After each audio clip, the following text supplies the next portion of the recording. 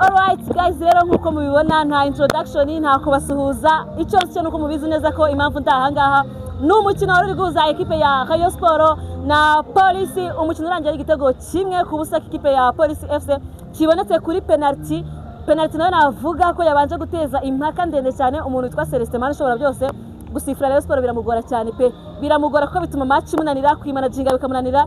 Yagiye nyine akora amakosa amwe namwe mu kibuga ukabona ko nta necessary, ahubwo yandi y'ingenzi akaba yasifura ugasanga biramunaniye ko yasifura nkaho ku mwanya hano ku ibyavuga nibuka cyane vana mu kanya umuntu witwa Gakwaya Leonard akoze ikosa umukinnyi wa Rayon Sport Asmani Ndikumana, byagaragara ko iryo kosa nyine riri muri favor ya Rayon Sport. Celestin kugira ngo ayitange arabyica abyibeshaho asifura ko umupira ugomba guterwa na Police, nyamara ariko se rikorewe n'umukinnyi wa Rayon Sport, bituma Asmani adunda baro mu kibuga ntiyagira icyo amubwira, ntiyanamuhana Romarike ntiyamuhana. Ahabera igitangaza ahubwo noneho byakasa mutwe umukinnyi wa Rayon Sport Chimanga yagaruje baro akaboko, ntiyamuha umuhondo ntiyamuha umutuku, aramureka atanga penalty nayo kandi byasabye nyine kubanza kubimwumvisha. Rero Celestin ni umusifuzi mpuzamahanga ufite badge ya FIFA, ariko gusifura Rayon Sport biragoye. Indi mikino ayisifura neza twebona ko nyine ni umuhanga ko wanamugirira icyizere, ariko bigeze kuri Rayon Sport wapi kabisa. Ngiye ku giti cyanjye ko nabibonye personally amanota ye kuri uyu match ni make cyane match yari yamunaniye, ariko nanone reka imunanire nuko hari side abashaka gitsinda, nyamara iyo side wenda ntinabibukorere neza. Sivuze ko na Rayon Sport nayo ubwayo hari FIFA tagiye azikatira, ariko inyinshi zabaga zatewe na pressure yishizeho zo kuba ari gusifura nabe equipe ya Police. So guys, rero nta bintu byinshi byo gutangaza. Umukino finali iri ku itariki iri ku munsi wo ku cyumweru, icyo naramenya neza ni ku Mahoro cyangwa se niba ari hano kuri Pele Stadium, ariko ndakeka ko nta gihindutse izabira hano kuri Kigali Pele Stadium. Ubwo ni ukureba derby y'umutekano hagati ya equipe ya Police n'ikipe ya APR n'uzatwara Heroes Cup. Mbibutsa ko y'ubushize yatwawe na equipe ya APR FC. Ubwo rero stay tuned mugumane natwe ku munsi w'ejo tujye gushyigikira equipe ya Al Hilal ifitanye umukino na Mamelodi Sundowns saa 3 za nijoro kuri Stade Amahoro. Muzazinduke muri benshi muze mushyigikira equipe ya Al Hilal yanaguze myugariro wa equipe ya APR FC Niyigena Clement. It's official confirmation Niyigena Clement next game araba yambaye umwenda w'ubururu n'umweru, ariko atari hano mu Rwanda bro. Ubururu n'umweru bwa hehe bwa Al Hilal kuva muri Sudan. So tunamwifuriza amahirwe masa, mukomeze mugire ibihe byiza, Imana ibarinde.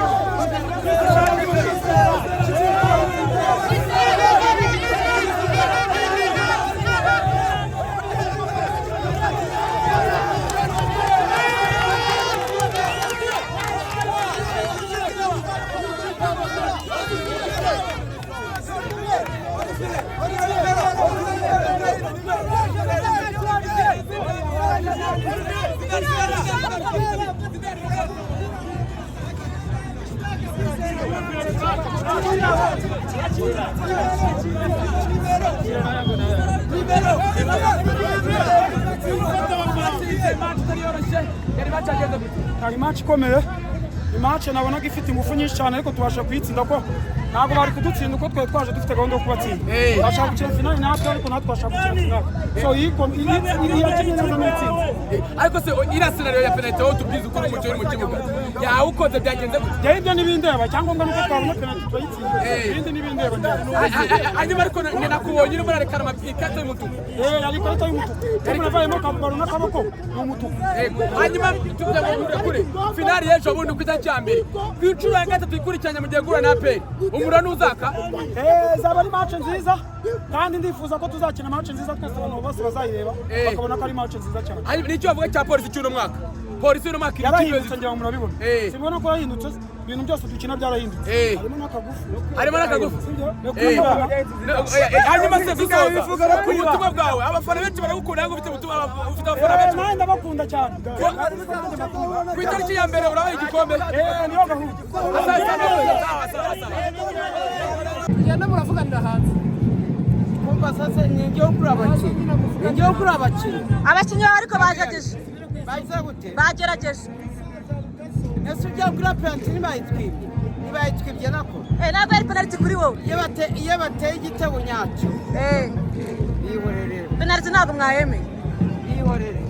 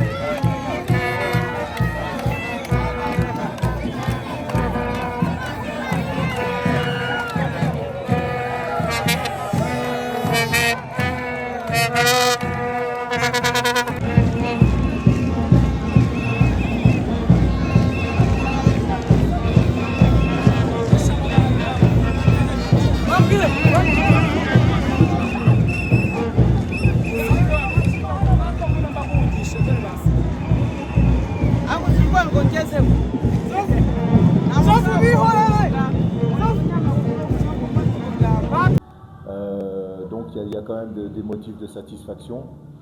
Bien sûr, il faut encore travailler, mais ça on l'a toujours dit, on a dit qu'on aurait de toute façon du travail jusqu'à la fin. Mais aujourd'hui, je voudrais féliciter les joueurs quand même encore une fois parce que leur investissement il a été parfait aujourd'hui, de la première à la dernière minute.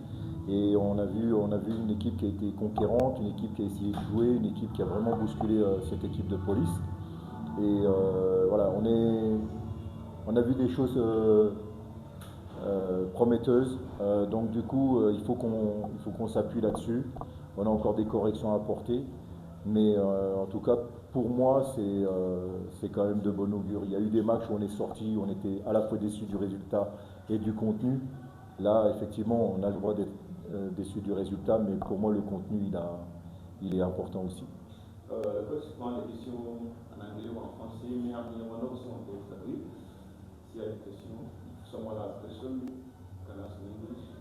Vous changez tous les jours. Oui, votre question elle est pertinente, effectivement, c'est un peu un numéro d'équilibriste qu'on fait, parce qu'effectivement, nous avons ce problème-là de la limitation d'étrangers, mais pour autant, voilà, chaque match est différent, donc chaque match doit apporter une solution différente aussi. On tient compte aussi de l'adversaire, de ce qu'il propose, de la forme du moment aussi. Donc bon, je pense que c'est des choses qui vont se faire aussi naturellement. Mais c'est vrai que, comme vous venez de le dire, il y a...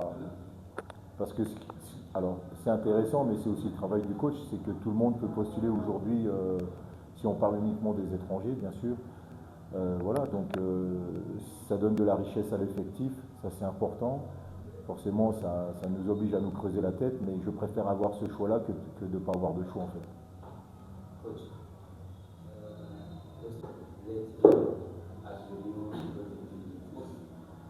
Yes, like I said last time, we talked about him, and we said that it was more or less necessary for him to play, even he's coming back from a long time without to play and a big injury. But he showed us a lot of good things during training, so that's why we give him the chance, and because in this position we don't have too much choice, so that's why. But of course, normally we have to take a little bit more time with him, but now he starts to be more fit week after week, and we have hope that soon we will find the striker we need. Yes.